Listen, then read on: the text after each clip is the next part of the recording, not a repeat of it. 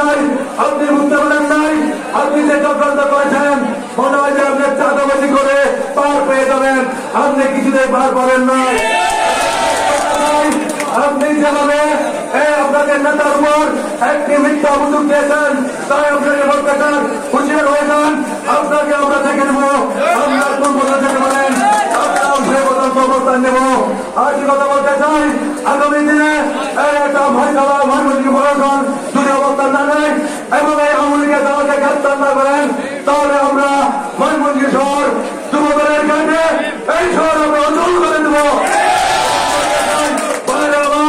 আমরা বিগত দিনে যুবদলের সরকারের নেতৃত্বে আন্দোলন সংগ্রাম আগামী দিনেও যে কোনো কর্মসূচি আমরা দেব। মহানগর যুবদল আপনারা সর্বোচ্চ ভূমিকা নিয়ে আমাদের সাথে থাকবেন, আমরা সর্বোচ্চ ভূমিকা রাখবো। এই অসভ্যতা থেকে আমি আমার সংযুক্ত শেষ করতে আল্লাহ হাফেজ। বাংলাদেশ জিন্দাবাদ, বাংলাদেশ জাতীয় জিন্দাবাদ, শহীদ জিয়াউল হক, দেশের বেগম খালেদা জিন্দাবাদ, আগামী দিনে তার নাম হক তারেক রহমান জিন্দাবাদ।